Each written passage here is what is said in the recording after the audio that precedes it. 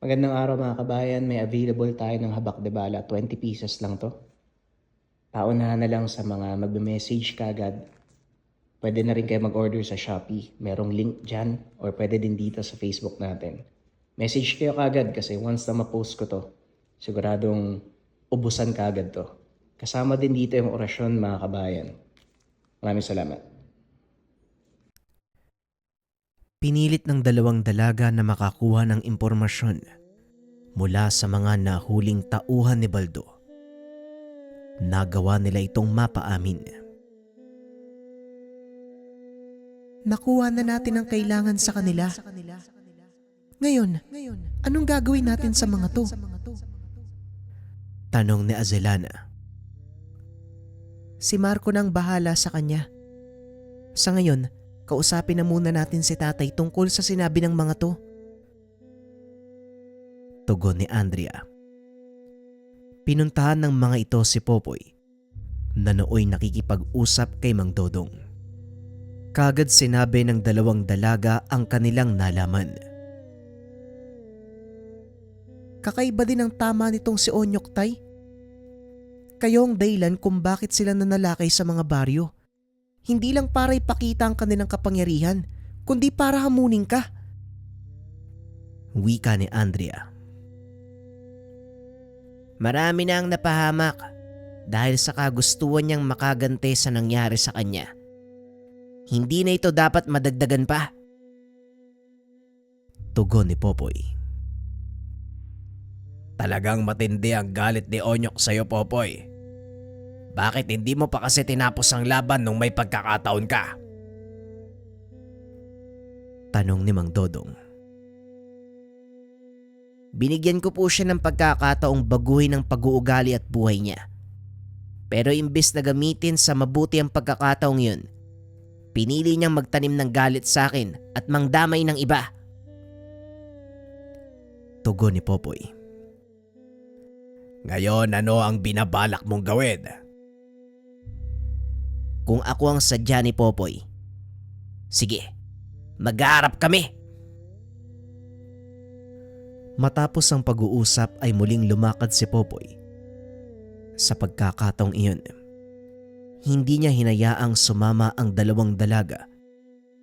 Ngunit dahil sa katigasan ng ulo ni Andrea, sinundan nito ang ama. Naglalakad sina Marco at Popoy pabalik sa baryo kung saan nila nahuli ang tauhan ni Baldo. Saktong naroon pa rin ito at nagpapahinga dahil sa bugbog na inabot sa dalawang dalaga. Mabuti naman at nandito ka pa. Pasensya na, Baldo, ah. Hindi ko sana gagawin pa ang bagay na to. Pero wala akong makuwang sagot sa mga kasamahan mo nung naroon kami sa kuta. Kaya sa'yo ako magtatanong at sana sumagot ka ng naaayon. Wika ni Popoy. Ano ang gusto mong malaman mula sa akin? Siguro naman, nasabi na yon ng mga kasamahan kong nahuli nyo. Tugon ni Baldo. Sabihin mo sa akin kung nasaan si Onyok. Pasensya na. Hindi nasagot ng mga alipores mo ang katanungan ko. Kaya kung ayaw mong matulad sa kanila, magsalita ka na. Muling wika ni Popoy habang itinatapat ang kamay sa noo ni Baldo. Nanlaki ang mga mata nito nang makita ang maliliit na kislap ng kuryente sa daliri ng matanda. Pakiusap. Kahit anong gawin mong parusa sa akin, wala na akong maibibigay pang impormasyon. Hindi ko alam ang eksaktong kinaroroonan ni Onyok. Tugon ni Baldo. Kung ganun, paano siya nakakapagbigay ng utos sa inyo? Nakikipagkita lang sa amin si Onyok sa isang lugar 2 beses sa loob ng 1 linggo para sabihin ang mga kailangang gawin. Pero hindi ko alam kung saan siya naglalagi. Kaya pakiusap, huwag mo kong papatayin. Ibinaba ni Popoy ang kamay at muling nagtanong. Sabihin mo sa akin kung saan lugar kayo nagkikita. Kagad namang sinabi ni Baldo ang lugar. Sa katunayan, makikipagkita ito kinabukasan para sa susunod nilang gagawin. Lingid sa kaalaman ng matanda na nasundan sila ng 2 dalaga. Narinig ng mga ito ang lahat ng kanilang pinag-uusapan. Matapos makuha ang pakay, kagad nang umalis si Popoy. Nanatili naman sa pinagtataguan sina Azalena at Andrea.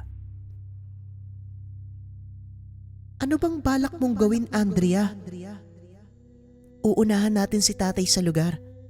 Gusto kong makilala ng personal itong Onyok na sinasabi nila. Tugon ni Andrea. Sa pag-aakalang nakalayo na ang ama, dali-dali na ding tumayo ang dalawa upang umalis sa lugar. Ngunit napatalon sa gulat ang mga ito nang biglang magsalita si Popoy mula sa likuran. Anong ginagawa niyo dito? Hindi ba ang sabi ko, huwag kayong susunod? Wika ni Popoy.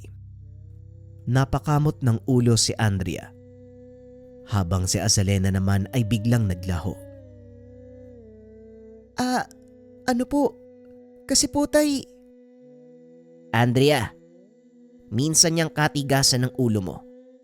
Yan ang magdadala sa'yo sa kapamakan.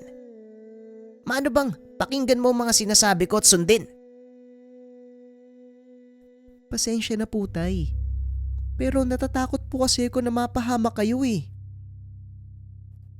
Ay nako Andrea, alam kong nag-aalala ka para sa akin.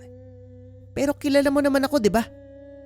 Hindi ako gagawa ng anumang hakbang nang hindi pinag-iisipang mabuti.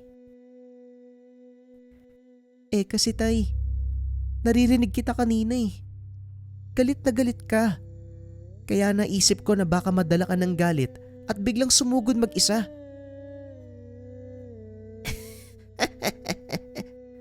Anak ba talaga kita, Andrea? Hindi ako ganong katapang anak. Alam mo yan. Oo, galit ako. Pero tinitimbang kong mabuti ang sitwasyon bago pa man kumilos. Kaya wala kang dapat alalahanin sa akin. Halika na. Umuwi na tayo. Pag-uusap ng dalawa. Nang mapagtantong kalmado na ang sitwasyon, kaagad namang nagpakita si Azalena. Hindi po kayo galit sa amin, Mang Popoy. Pasensya na po kayo. Hindi ko po mapigilan si Andrea. Wika ng gabay. Hindi ako galit. Saka, bakit ba takot na takot ka sa akin, Azalena? Kung tutuusin, mas malakas ka pa sa tatay mo ah. Tugon ni Popoy. Hindi po ko natatakot sa inyo, Mang Popoy. Nire-respeto ko po kayo. Kaya po ko umalis kanina para makapag-usap kayo ng maayos ni Andrea. Napangiti na lang si Popoy sa sinabi nito. Kagad nang inaya ang mga ito na umuwi ng tahanan. Pagkarating sa bahay ni Mang Dodong, kagad kinausap ng matanda sina Marco at ang iba pang kasamahan. Alam ko na kung paano natin masusukol si Onyok. Si Baldo mismo ang nagbigay sa akin ng impormasyon. Bukas ng gabi, makikipagkita ako sa kanya para magbigay ng mga panuto. Balak kong puntahan ng lugar na yon at siguraduhin mauhuli na siya. Wika ni Popoy. Mabuti naman po kung ganun. Pero ang inaalala ko, yung anak niyang si Martin. Ang alalay nitong si Dimas. Paniguradong nakarating na sa kanila na buhay ka. Magiging maingat sila. Wika ni Marco. Kung talagang ako ang pakay ni Onyok, hindi siya magtatago. At sa oras na malamang nandito ako, paniguradong siya mismo ang lalapit sa akin. Kaya wala kang dapat alalahanin. Gagana ang plano ko, Marco. Ang kailangan mo lang gawin, siguraduhin mong alam ng lahat ng mga kasamahan mo itong pinag-uusapan natin. Sige ho, Mang Popoy. Sasabihan ko po silang lahat. Maraming salamat. Sige, magpahinga na tayo. May ilang oras pa tayo bago sumugod. Pag-uusap ni Popoy at Marco. Matapos ay lumabas ng tahanan ang matanda. Sinundan naman ito ni Andrea upang kausapin. Tay, ano po ang gagawin namin ni Azelana? Gusto po naming makatulong eh. Tanong ng dalaga. Wala kayong gagawin, Andrea. Kung gusto mong sumama, hindi kita pipigilan. Pero wag na wag kang makikisali sa laban dahil hindi mo alam ang lakas ng kalabang kakarapin natin. Tugon ni Popoy. Pero tay, kaya ko naman pong makipaglaban eh. Andiyan naman si Azelana. At isa pa, nakaharap na namin yung Martin. Nagawa po namin silang patakbuhin, di ba? Nakita niyo naman po yun, tay eh. Pagdadaylan ng dalaga. Oo, nakita ko kung paano kayong lumaban ni Azelana. Wala akong duda sa lakas mo, anak. Hindi sa wala akong tiwala sa'yo pero natatakot ako sa pwedeng mangyari dahil hindi ko kontrolado ang sitwasyon. Muling wika ni Popoy. Wala nang nagawa si Andrea kung hindi sumang-ayon sa gustong mangyari ng ama. Kinabukasan maagang naganda ang pangkat. Ngunit bago pa man sila lumakad, inaya ni Marco si Andrea na pumunta sa bayan upang mamili ng kanilang mga pangangailangan. Andrea, gusto mo bang sumama sa bayan? Mamimili kasi ako ng mga kakailanganin natin eh. Tanong ni Marco. Sandali lang, magpapaalam ako kay tatay. Baka magalit na naman yun eh. Tugon ng dalaga. Kinausap nito ang ama at pumayag naman si Popoy. Dali-daling bumalik si Andrea kay Marco. Hinatak ito palabas ng tahanan. Bilisan mo na bago pa magbago yung isip ni tatay. Azelana, sumama ka na din sa amin. Wika ni Andrea. Napangiti naman ang gabay at dali-daling tumakbo. Habang nasa daan, panay ang kwento ni Marco tungkol sa lugar. Alam mo ba sa baryong to, may pinarosahang aswang si Mang Popoy. Doon sa gawing yun, no? Doon niya napatay yung mambabarang na nambibiktima dito. Kaya sikat si Mang Popoy. Kilala siya ng mga tao dito sa lugar natin. Wika ng binata. Ngunit tila wala sa sarili si Andrea. Nakatitig lang ito sa mga naggagandahang kabayan at sa mga taong nakakasalubong. Ano kaya yung itsura ng onyok na yun? Nakita mo na ba siya, Marco? Tanong ng dalaga. Ang totoo, hindi ko pa siya nakikita ng malapitan. Pero siguradong makikilala ko si Onyok kapag nakita ko siya. Tugon ni Marco. Paano ba nagkakilala si tatay at Onyok? At saka, bakit galit na galit yun kay tatay? Tanong ng dalaga. Ang totoo, wala akong ideya sa totoong nangyari. Pero ang alam ko, napahiya ng gusto si Onyok nang talunin siya ng isang beses. Sino ba naman ang hindi mapapahiya? Isang baguhan ang nakalaban pero nagawa siyang isubsob sa puno. Wika ni Marco. Kaso nga lang bigla itong natigilan nang makasalubong nila ang dalawang pangkat ng kalalakian. Nakipagtitigan ng mga ito sa kanya. Kaagad din silang nilampasan. Sinong mga taong yun, Marco? Saka bakit parang bigla kang natakot? Tanong ng dalaga. Sila ang ilan sa mga direktang tauhan ni Onyok. Pero salamat na lang, hindi nila tayo kilala. Tara, tumuloy na tayo para makabalik tayo kaagad. Sigurado ko bang hindi ka nakilala ng mga taong yun? Baka mamaya magulat na lang tayo, may biglang sumugod sa atin. Maniwala ka sa akin. Hindi nila ako nakilala. Sa tuwing magpapang-abot ang mga grupo namin, nakatakip ang mukha ko. Tumatango lang si Andrea. Ngunit wala itong tiwala sa sinabi ni Marco. Tinignan ng dalaga ang gabay bilang hudyat na maganda na sa anumang posibleng pagsalakay. Napakadaming tao sa bayan ng mga sandaling iyon dahil araw ng merkado. Kaya sinabihan ng binata ang dalawang kasama na huwag hihiwalay dahil baka maligaw ang mga ito. Mabilis silang nagpunta sa kakilala ni Marco dahil naihanda na nito ang kanilang mga kailangan. Matapos kunin, kagad na silang bumalik. Nako, pasensya na kayong dalawa. Wala tayong oras na dapat sayangin. May lakad tayo mamaya, kaya dapat makabalik tayo kagad. Wika ni Marco. Naunawaan naman ito ni Andrea. Pinili ng mga itong sumakay ng habal-habal pabalik para mas mapabilis. Ngunit sa kalagitnaan ng daan pabalik, muli na namang nakita ni Marco ang dalawang lalaki.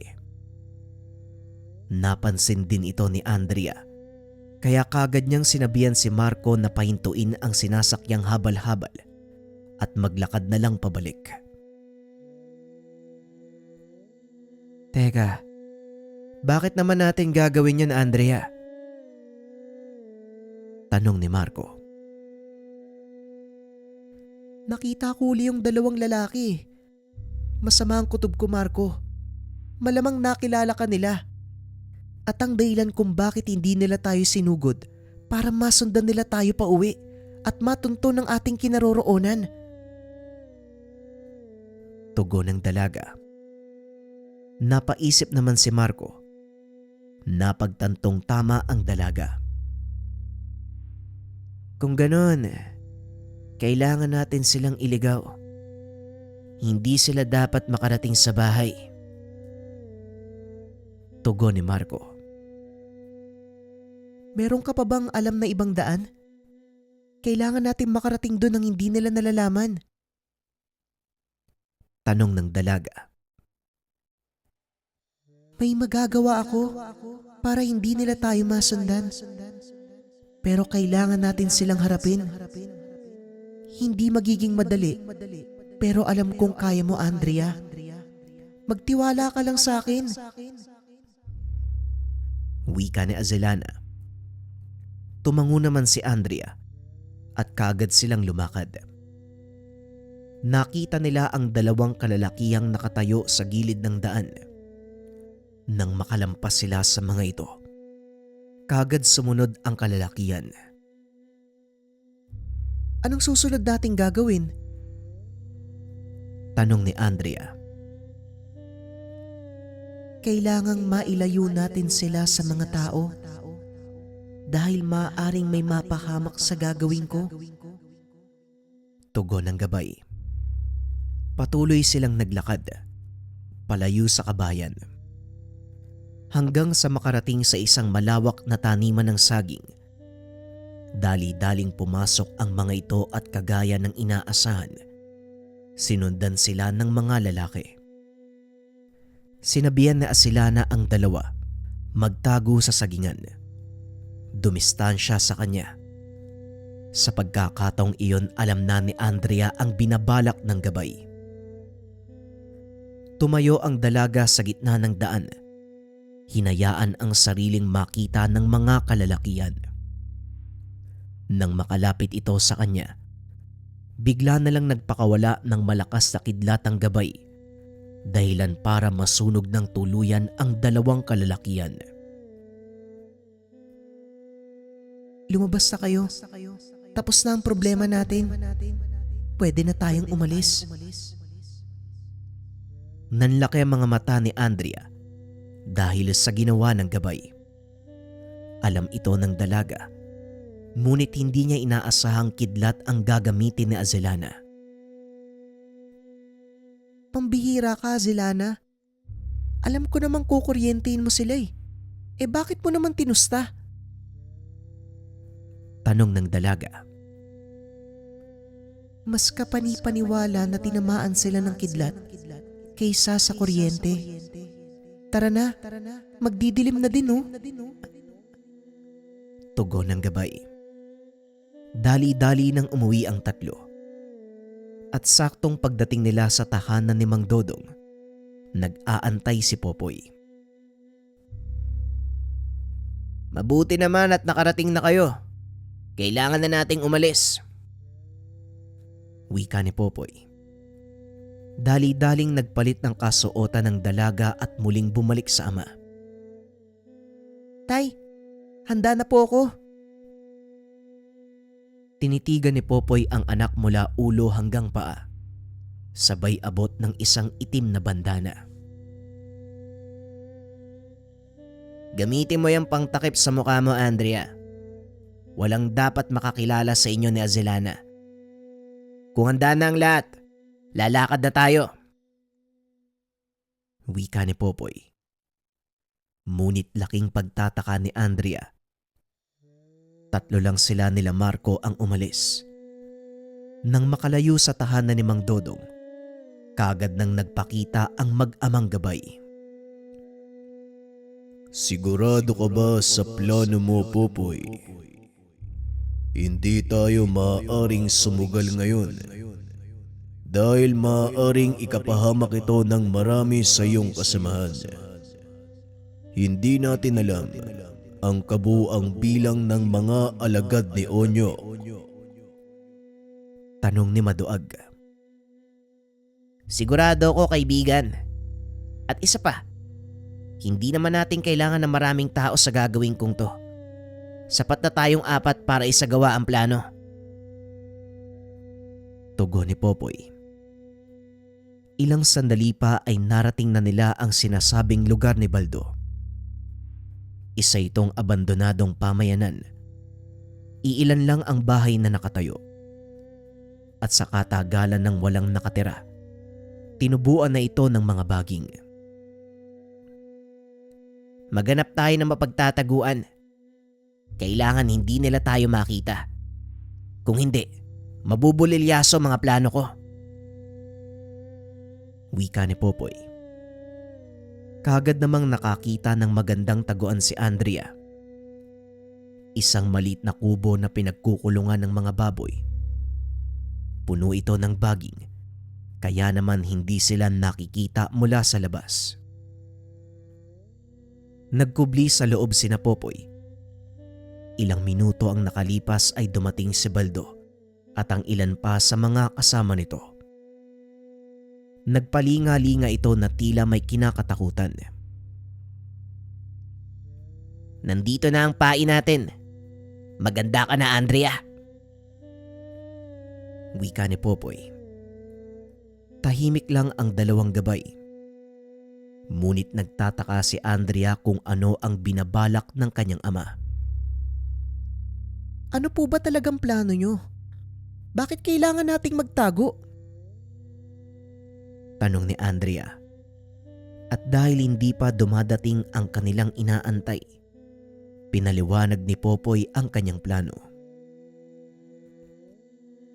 Kanina habang nasa bayan kayo, pumunta sa bahay ni Mang Dodong si Baldo. Nakiusap itong tulungan siyang kumalas sa pamumuno ni Onyok. Hindi siya makakilos dahil hawak nito ang kanyang pamilya. Tugon ni Popoy. Dagdag pa nito, matagal nang gustong kumawala ni Baldo. Kaso nga lang natatakot itong baka patay ni Onyok ang kanyang mag-ina. Dahil dito, nagawa ni Popoy na papayagin si Baldo sa kanyang mga plano. Ngayon nauunawaan ko na kung bakit mo tinawag na pain si Baldo. Huwag kang mag-alala, Tay. Handa kaming tumulong ni Azilana. Wika ni Andrea. Alam ko yun, anak. Napagtanto ko na hindi na kita mapipigilan. Kaya ngayon, gawin mo ang makakaya mo. Hindi na kita pipigilan kung gusto mong makipaglaban. Tugon ng ama. Ilang sandali pa ay napansin ni Popoy ang pagkabalisa ni Baldo. Panay ang buntong hininga at lingon sa paligid. Hindi nga nagtagal. Isang lalaki ang nagpakita sa harap ni Baldo. Mahaba ang buhok at may hawak na tungkod. Kilala ni Popoy ang tungkod na yun dahil pagmamay-ari ito ng namayapang kaibigan ng kanyang syuin. Walang iba kung hindi si Tandang Gustin. Nandito na siya. Andrea, huwag ka basta-bastang susugod. Tuso si Onyok. Wika ni Popoy. Napatingin si Andrea sa dumating na lalaki. Nakita ang kakaibang orang bumabalot sa pagkatao nito. Alam ko, Tay. Nakikita ko po ang kadiliman sa kanyang pagkatao. Nakakapangilabot yung orang bumabalot sa kanya. Tugon ni Andrea. Matapos ang pag-uusap, tahimik na pinakinggan ng dalawa ang pag-uusap nila Onyok at Baldo. Sinunod ko na kung ano ang sinabi niyo. Pinalabas ko sa pinagtataguan si Popoy. Ngayon to pa rin mo ang pangako mo, Onyok. Wika ni Baldo. Huwag ka masyadong atat, Baldo. May isang bagay pa akong gustong ipagawa sa'yo. Pagkatapos nun, pangako, papakawalan ko ang pamilya mo. Tugon ni Onyok. Walang iya ka talaga. Sinunod ko ang gusto mong mangyari. Ngayon, ano pa ang kailangan kong gawin upang pakawalan mo ang asawa at anak ko? Muling tanong ni Baldo. Tumawa ng malakas si Onyok. Kitang-kita ni Andrea ang pagkadesperado ni Baldo. Gusto kong sabihin mo sa akin kung saan naglulungga si Popoy at ang mga kasama niya. Huwag kang magsisinungaling dahil malalaman ko yan. Wika ni Onyok. Sa kabilang banda naman, pinipigilan ni Andrea ang sarili. Alang-alang sa pagtatagumpay ng plano ng kanyang ama. Huwag mong sasabihin, Baldo. Malilintikan ka talaga sa akin. Hayaan mo siyang gawin yan. Bahagi ng plano ko ang malaman ni Onyok ang kinaroroonan natin. Pero Tay, marami pong mapapahamak. Magtiwala ka, anak. Hindi ka ba nagtataka kung bakit hindi sumama si Marco sa lakad natin? Inutusan ko siyang ilikas sa mga kasamahan patungo sa isang ligtas na lugar na kami lang ang nakakaalam. Pag-uusap ng dalawa. Muli nilang ibinaling ang atensyon kay Baldo at Onyok. Ang bahay ng dating kapitan. Si Mang Dudong, doon sila nagtatago. Doon nila isinasagawa ang kanilang pagpupulong. Wika ni Baldo. Napangiti si Onyok at tinapik ito sa balikat. Magaling! At para malaman mong tumutupad ako sa pangako, ayan ang mag-ina mo. Huwag kang mag-alala, hindi ko sila sinaktan. Tugon ni Onyok habang nakaturo sa likuran. Alam ni Popoy na ito na ang hudyat ng kanyang paglabas.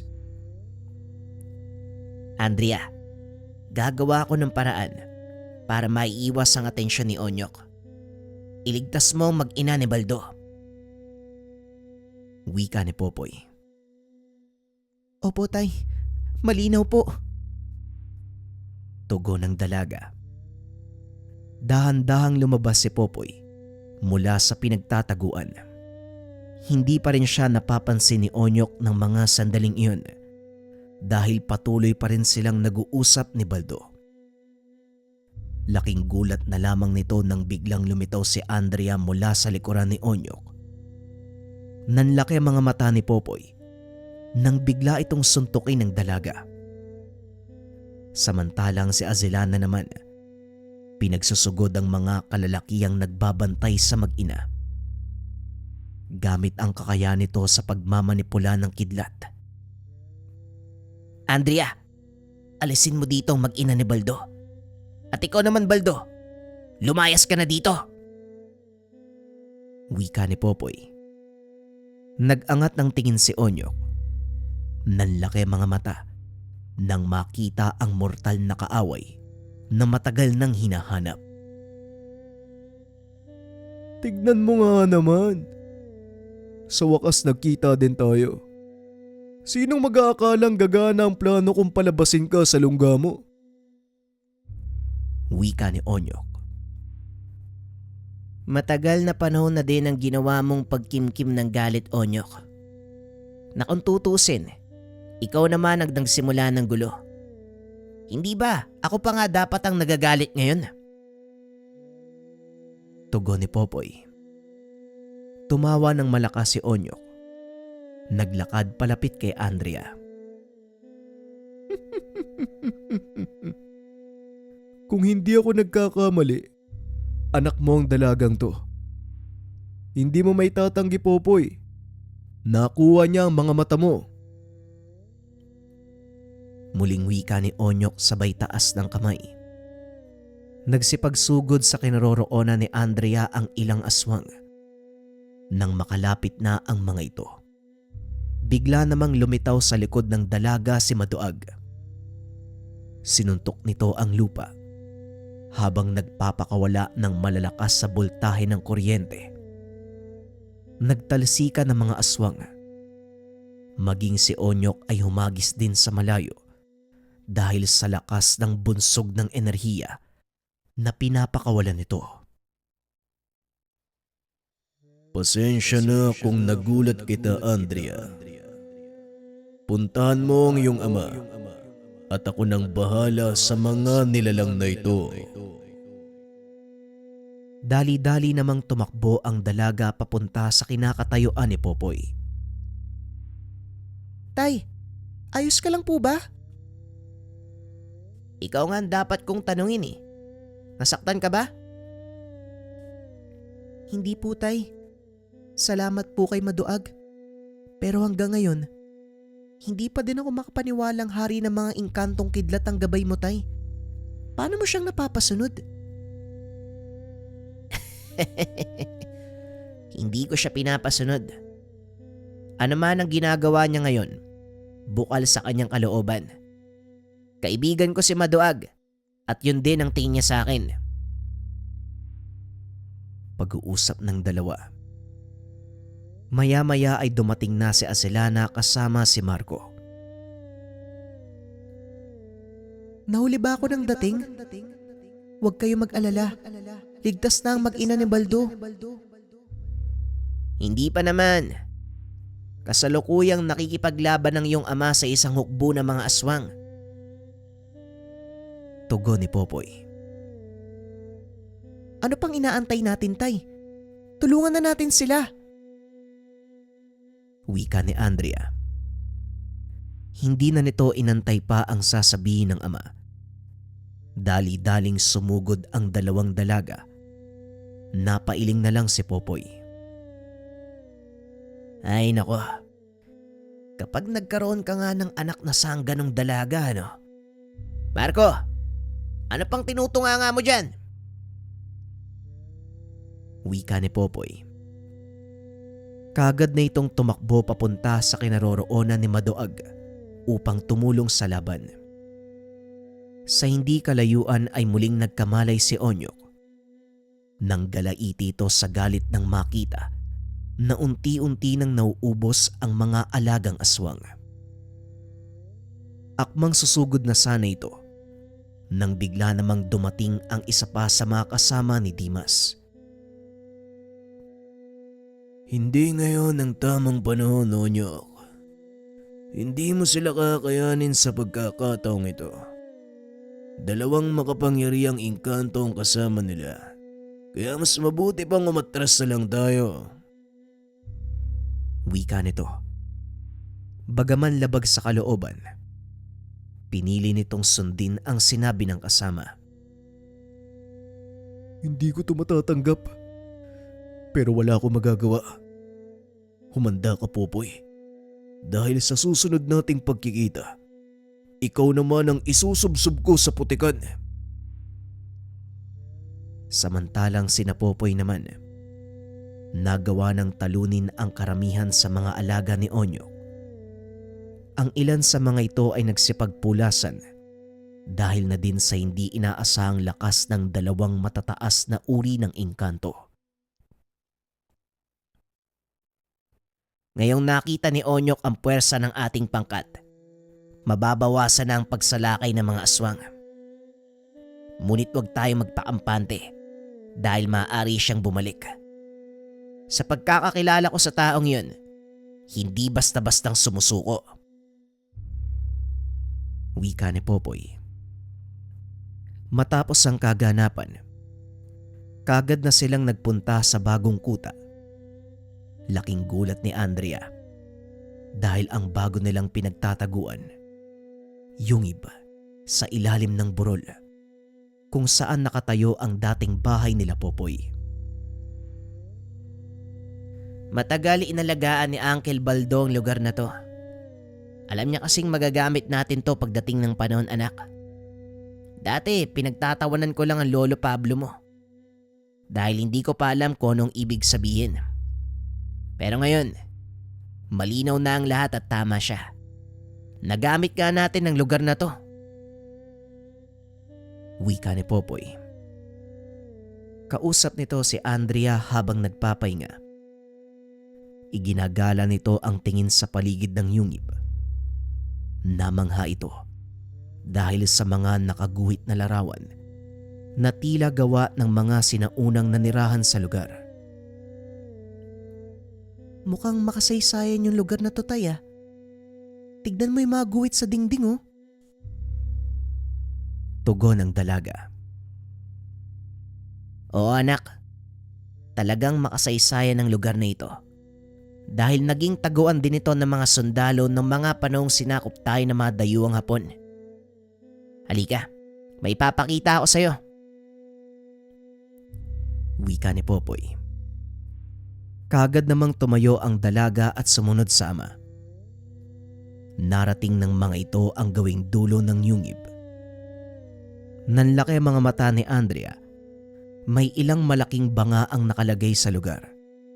Sa mga ito, may nakasulat na mga sinaunang letra. Mabuti na lang at natutunan ng dalagang magbasa ng mga sulating ito. Napagtanto na ang bawat katagang naisulat sa mga banga, babala na nagsasabi na huwag gambalain ang mga namamahinga.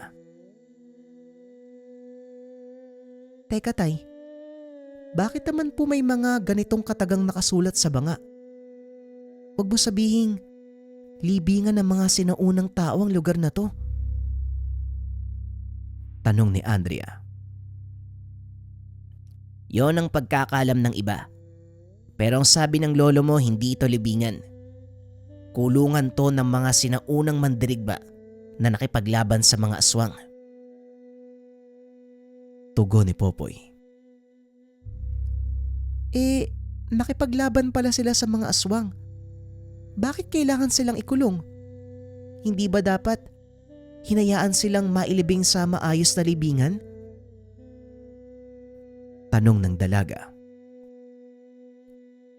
Yun nga ang dahilan kung bakit pinili nilang maikulong sa lugar na ito. Sa pamamagitan ng mga bangang yan. Dahil hindi sila namatay, anak. Wika ni Popoy habang tinatanggalan ng alikabok ang mga tapayan. Tumambad sa dalaga ang ilan pang mga kasulatan na nagsasaad ng pagkakakilanlan ng bawat nilalang na nakakulong sa loob ng malaking banga. 4 ang kabuang bilang ng mga ito at sa bawat banga nakalagay ang kanilang pangalan. Kakibat nito ang babalang wag babanggitin ng malakas ang pagkakakilanlan ng mga nakakulong. Binasa ni Andrea sa isipan ang mga nakasulat. Nagulat ang dalaga sa natuklasan. Dato paiburong ng kanluran. Ang datong ama na kilalang puting gabunan.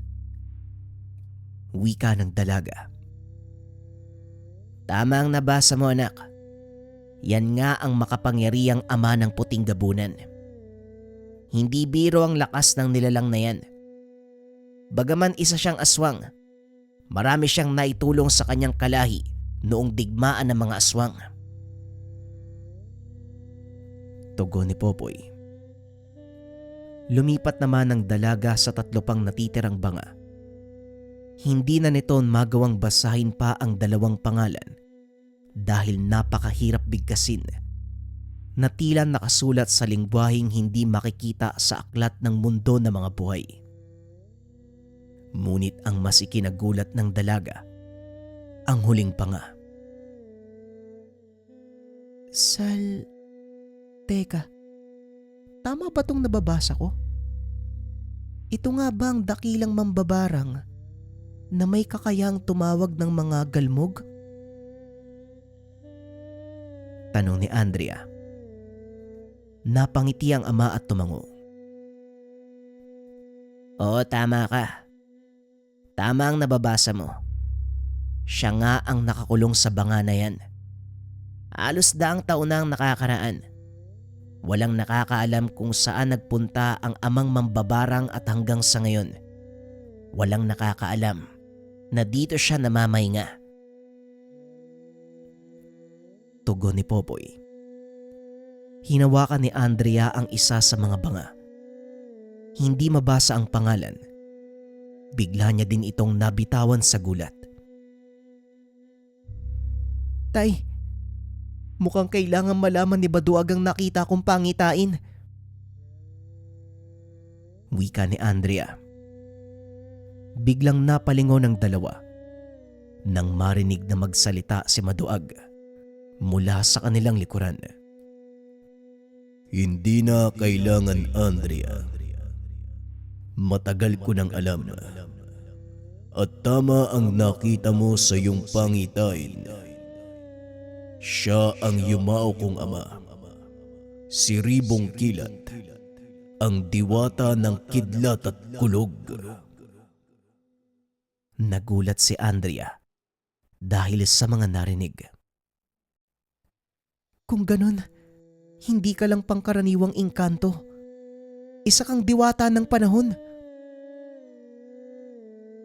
Tanong ng dalaga. Ang mga diwata ng panahon, mga nilalang na may kakayahang manipulahin ang panahon. Kaya nilang gawing tag-ulan ang kalangitan ng tag-init. Nakakagawa sila ng unos kahit pa sa gitna ng pinakatuyong disyerto. Oo, Andrea. Naturuan ka ng maayos ni Popoy. Isa lang ako sa 4 na malalakas na diwata ng panahon. At kagaya ng sinabi mo, kapangyarihan ko ang kidlat at kulog. May 3 pang kagaya ko ang makikilala nyo sa susunod na mga araw. Lalo pat nalalapit na ang pagtatago ng buwan sa anino ng mundo. Tugon ni Maduag. Ang tinutukoy nito, ang pagpupulong ng 4 na diwata ng panahon. Dadaluhan nito ng napakaraming matataas na uri ng engkanto. Maging ang mga taong napiling maging tagapangalaga ng balanse, maaaring dumating sa lugar. Alam mo ba, Andrea? Natutuwa ako sa kauna-unahang pagkakataon makakadalo ka sa pagpupulong na yun. Wika ni Azilana. Teka, bakit naman ako nasali dyan?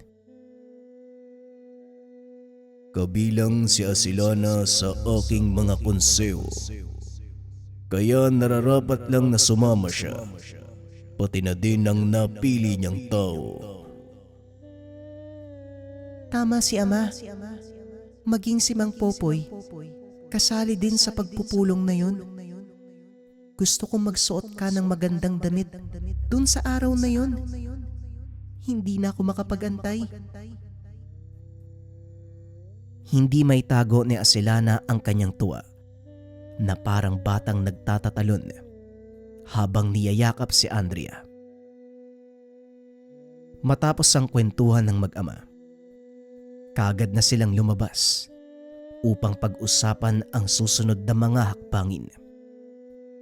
Saktong dumating na din sa lugar ang ilan pa sa mga kasamahan nilang nagsisilbing mata sa paligid. Kabilang sa mga ito ang nakakatandang kapatid ni Marco na si Baltasar, isa sa kilalang mag-aaral ni Tandang Agustin, bago ito tuluyang mapatay ni Onyok. Ikinagagal ako kayong makita, Mang Popoy. Masaya ako at nagawa niyong makabalik dito sa ating lugar. Wika ni Baltasar. Ako din, Baltasar.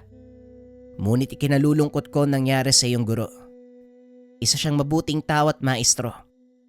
Sa kasamaang palad, may mag-aaral siyang lumis ng landas. Tugon ni Popoy. Hindi na natin mababago pa ang lahat, Manong. Nangyari na ito. Pilit siyang binago ni maestro. Ngunit punong-puno ng galit at pagiganti ang puso ni Onyok. Natabunan na nito ang kanyang pagiging mabuting tao.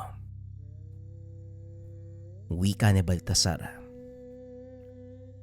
Tama ka, Baltasar. Nagpapasalamat ako dahil ang pinakamahusay na mag-aaral ni Tandang Agustin ang kasama namin ngayon. Sabihin mo sa akin, ano na ang nangyayari sa labas ng baryo? Tanong ni Popoy. Kaagad namang nagsalaysay si Baltasar. Ayon dito, maliban sa grupong pinamumunuan ni Onyok, may ilan pang mga nilalang ang nagkaroon ng lakas ng loob na lumantad at manggambala. Dahil sa ginawang panghikayat ni Onyok, nagkaroon ng lakas ng loob ang mga itong lumabag sa mga kasunduan. Ilan sa mga grupong ito, mga mangkukulam at mambabarang. Wala silang awang mambiktima ng mga inosente para mas mapalakas ang kanilang kapangyarihan. Lumaganap na din ang pag-atake ng mga aswang.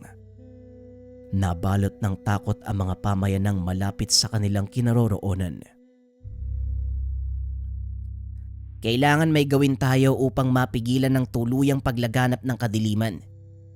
Dahil hindi magtatagal, masasakop na ng takot ang lahat ng tao at lalong lalakas ang puwersa ni Onyok. Wika ni Popoy. Ngunit paano natin gagawin yun? Kulang na kulang ang bilang natin. Kahit pagsama-samahin pa ang pangkat mula sa ibang parte ng bayan, napakadami nila, Manong. Kamuntikan din kaming maubos nang minsang kalabanin ng mga mambabarang sa baryo ng Sepulcro. Tugon ni Baltasar. Inikot ni Popoy ang tingin sa paligid. Nakita ang ilan sa mga kasamahan ng binatang sugatan. Ang ilan ay putol ang bahagi ng mga katawan. Alam kong kulang ang bilang natin para pigilan silang lahat. At sa kasalukuyang kondisyon ng mga kasamahan, hindi natin kakayanin ang buong puwersang pagsalakay ng mga kalaban. Wika ni Popoy. Kung hindi natin sila kayang labanan ng harapan, bakit hindi tayo lumaban ng patago?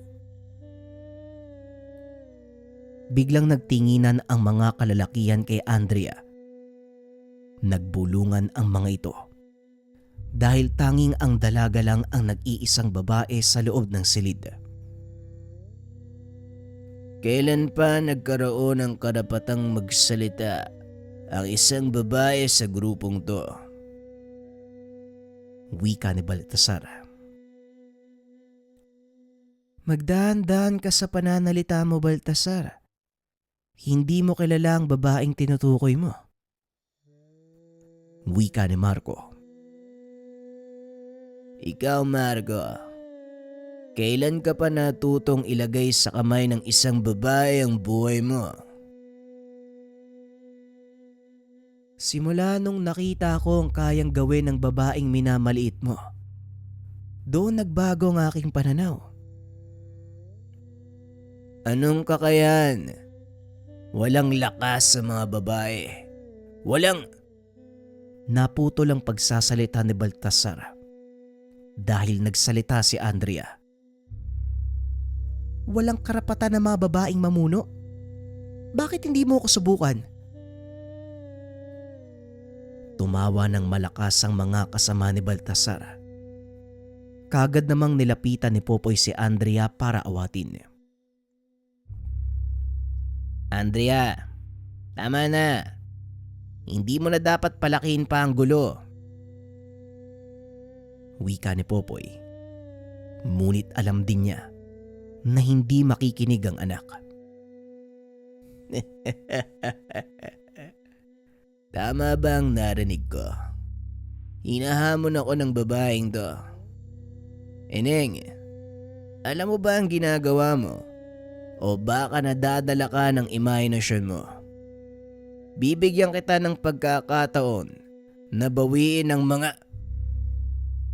Biglang napahinto sa pagsasalita si Baltasar nang tumama sa mukha niya ang malakas sa suntok mula kay Andrea. Ikaw ang bibigyan ko ng pagkakataong bawiin ang pangiinsulto mo sa kasarian ko. Dahil kung hindi, sisiguraduhin kong hahalik ka sa talampakan ko. Wika ng dalaga.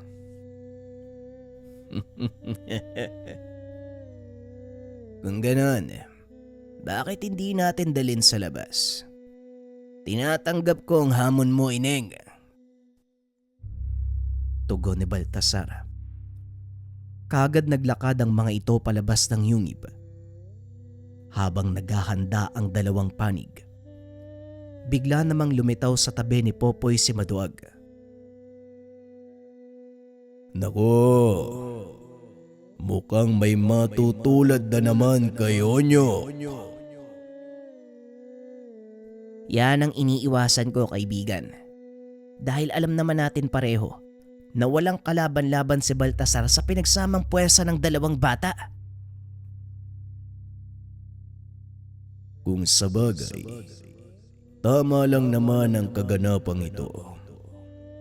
Paminsan-minsan, hayaan nating panindigan ni Andrea ang kanyang mga pasya. Kadalasan naman, maganda ang kinakalabasan, hindi ba?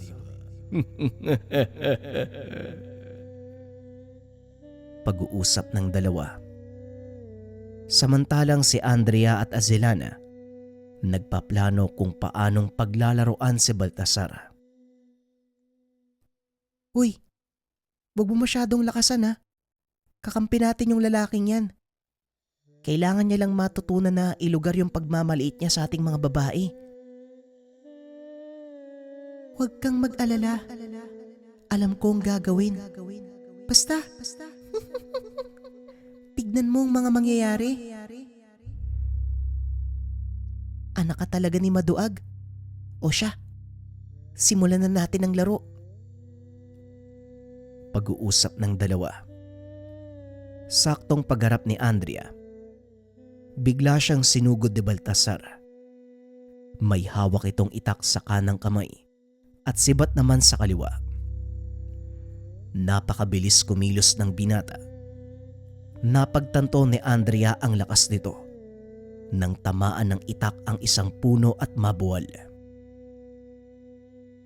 Oh, iiwas ka na lang ba? Hindi ako naaaliw sa ginagawa mo. Wika ni Baltasar. Ako nga din eh. Tignan mo yung sarili mo. Babae ang kalaban mo. Pero meron kang dalang sandata. Tugon ni Andrea. Sabay suntok sa sikmura ni Baltasar. Dahilan para mabitawan ng binata ang kanyang mga sandata. Walang iya ka. Umanda ka sa akin. Siseryosohin na kita. Wika nito sabay suntok. Ngunit wala itong ibang tinamaan kung hindi ang hangin. Biglang nawala si Andrea. Napunta sa kanyang likuran. Laking gulat ng lahat. Bigla itong nangisay at tuluyang bumagsak. Siguro naman, alam mo na kung anong kinakaharap mo. Oo, babae lang ako. Pero may kakayahan at lakas din ako makipaglaban. Wika ni Andrea. Kaagad namang tumayo si Baltasar at inarap ang dalaga. Ipinagdikit nito ang dalawang palad at nag-usal ng dasal. Bagyang yumanig ang lupa. Mula sa kailaliman, naglabasan ang matutulis na bato.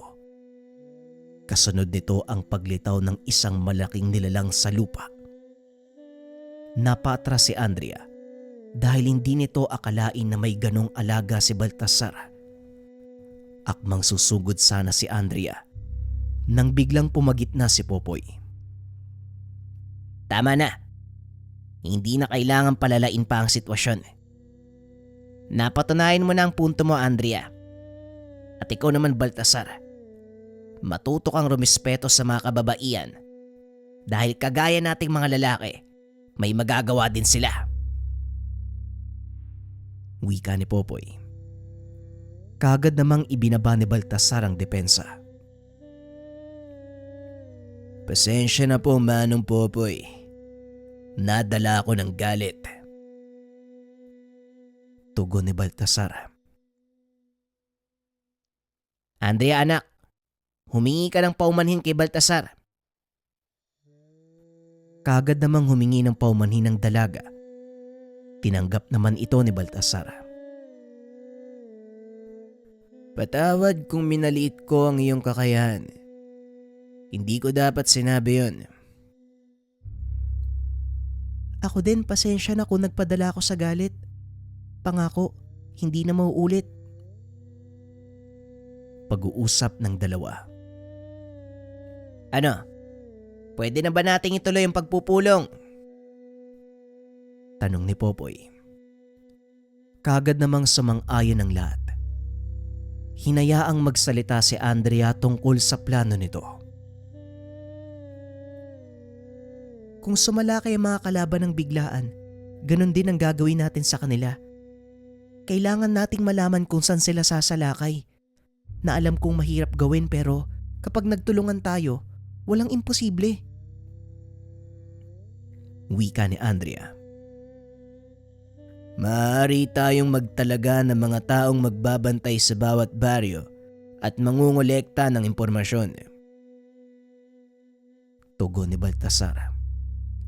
Nagpatuloy ang usapan hanggang sa magkasundo na sa mga gagawin.